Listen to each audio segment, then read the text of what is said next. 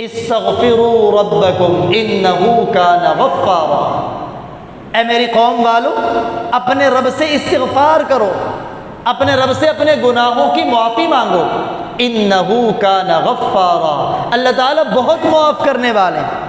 جب تم معافی مانگو گے تو ہوگا کیا؟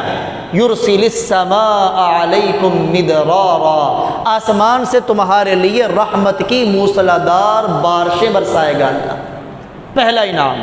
وَيُمْدِدُكُمْ بِأَمْوَالٍ، تمہیں مال کی ضرورت ہے، آج لوگ مال حاصل کرنے کے لیے کیا کیا پاپڑ نہیں بیلتے، لیکن آؤ اللہ کے قرآن جسے ہم نے مہینوں مہینے گزر جاتے اٹھانے کا موقع نہیں ملتا، بھائی سالوں سال کسی کی زندگی میں گزر جاتا ہے اور اسے قرآن پکڑنے کی توفیق نہیں ملتی۔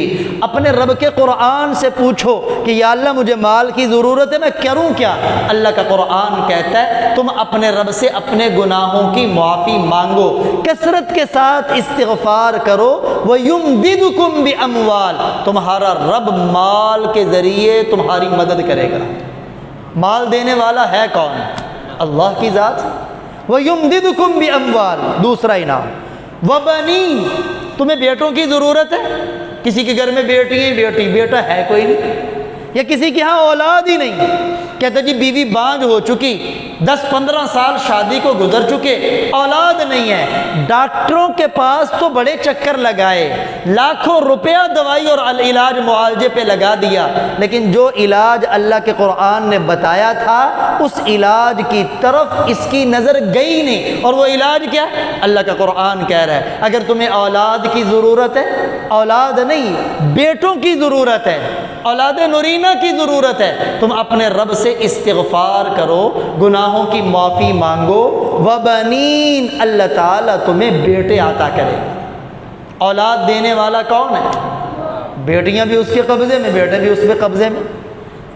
چوتھا انعام، وَيَجْعَلْ لَكُمْ جَنَّاتٍ، اللہ تعالیٰ تمہارے لیے باغات بنا دیں گے، وَيَجْعَلْ لَكُمْ أَنْهَارًا، اللہ تعالیٰ تمہارے لیے نہریں بہا دیں گے۔ الغرض اگر آپ یہ کہنا چاہتے ہیں نا دنیا میں انسان کو جس چیز کی ضرورت ہے، یہ بات میری اپنے دل کی تختی پہ لکھ کے لے جائیں، صرف اپنے پاس اسے کنجوسی کر کے سٹور نہ کریں، دوسروں کو بھی بتائیں۔ آج معاشرے میں پھیلی ہوئی پریشانی، گھر گھر میں لوگ پریشان ہیں، پریشانیوں کا علاج کیا ہے؟ اللہ کا قرآن بتا رہا ہے ہر قسم کی پریشانی کا علاج وہ اپنے رب سے اپنے گناہوں کی معافی مانگنا ہے، استغفار کرنا ہے۔ مال کی پریشانی ہے، استغفار کرو، اللہ مال دے گا۔ اولاد کی پریشانی ہے، استغفار کرو، اللہ اولاد دے گا۔ تمہیں بارشوں کی ضرورت ہے، استغفار کرو، اللہ بارشیں برسائے گا۔ تمہاری دکانداری نہیں چلتی، استغفار کرو، اللہ تعالیٰ دکانداری کو بڑھائے گا۔ تمہارے گھر کے اندر اولاد نافرمان ہے، استغفار کرو، رب اولاد کو فرما بردار بنائے گا۔ بیوی نافرمان ہے، استغفار کرو، رب تمہاری بیوی کو فرما بردار بنائے گا۔ تمہارے رشتے ناتے کے اندر پریشانی ہے، استغفار کرو، رب رشتے ناتے کی پریشانیاں ختم کرے گا۔ الغرض دنیا کی جو چیز آپ کو چاہیے، جو چیز آپ کو چاہیے، جس نعمت کے آپ طلبگار ہوں، اللہ کا قرآن کہتا ہے تم استغفار کرو، رب تمہیں وہ نعمت عطا کر دے گا۔ یہ اللہ کا قرآن بتا رہا ہے۔ استغفروا ربکم، حسن بصری سب کہہ دے رحمت اللہ تعالیٰ علیہ، تابعی، بہت بڑے اللہ والے اور بہت بڑے عالم دین تھے، بیٹھے ہوئے تھے ایک مجلس میں، شاگردوں کا حلقہ بنا ہوا تھا۔ ایک آدمی جیسے کوئی پریشان ہوتا ہے نا تو کسی اللہ والے سے جا کے اپنی پریشانی کا اظہار کرتا ہے، اس لیے نہیں کہ وہ اللہ والا پریشانی دور کرے گا، اس لیے کہ اللہ والا پریشانی سے نکلنے کا راستہ بتا دے گا، یا اللہ والا کا ہاتھ اٹھیں گے اور اللہ والے کے ہاتھ اٹھے ہوئے رب خالی نہ لٹائے میری پریشانی دور ہو جائے، وگرنہ مشکلیں آسان کرنے والا کون ہے؟ اللہ کے سوا کوئی مشکلیں آسان کرنے والا نہیں۔ ایک آدمی آیا، حضرت سے پوچھنے لگا، حضرت میرے پاس مالی طور پہ میں بڑا پریشان ہوں، مجھے اس کا کوئی دم بتا دیں۔ آج بھی لوگ پیروں کے پاس جاتے ہیں دم درود پوچھنے کے لیے۔ حسن بصری رحمہ اللہ نے فرمایا بھائی استغفار کرو، تمہیں مال کی جو پریشانی یہ ختم ہو جائے گی۔ ایک دوسرا آدمی کھڑا ہوا، حضرت بیوی بانجھ ہے، اولاد نہیں، سالوں سال گزر چکے ہیں۔ فرمایا استغفار کرو، اللہ تعالیٰ تمہاری اس پریشانی کو ختم کرے گا، تمہیں اولاد عطا کرے گا۔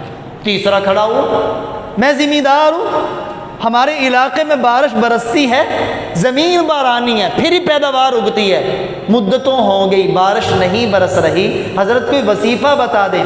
فرمایا استغفار کرو، اللہ تعالیٰ بارش برسائے گا۔ تینوں آدمیوں نے پوچھ کے چلے گئے۔ ایک شاگرد پاس بیٹھا تھا، پوچھنے لگا حضرت بیماریاں جدا جدا، آپ نے سب کا علاج ایک ہی تجویز کیا، یہ کیا ماجرا ہے؟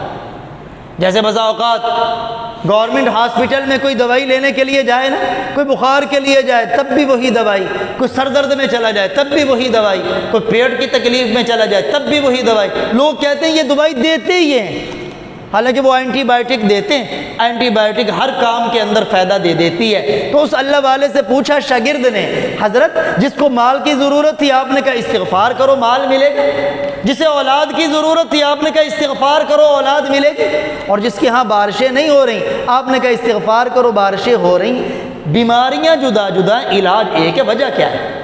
حضرت نے فرمایا یہ میں نے علاج اپنی طرف سے نہیں بتایا، یہ علاج میں نے رب کے قرآن سے بتایا۔ اور یہ علاج ہے کیا؟ سورہ نوح میں استغفروا ربکم انہ کان غفارا، اپنے رب سے اپنے گناہوں کی معافی مانگو، اللہ بہت معاف کرنے والا ہے۔ کرے گا کیا؟ جب تم استغفار کرو گے سب سے پہلا انعام یرسل السماء علیکم مدرارا، وہ تمہارے لیے آسمان سے موسلادھار بارشیں برسائے گا۔ نمبر 2 وَيُمْدِدْكُمْ بِأَمْوَالٍ، وہ مالوں کے ذریعے تمہاری مدد کرے گا۔ نمبر 3 وَبَنِينَ، اولاد نرینہ کے ذریعے تمہاری مدد کرے گا۔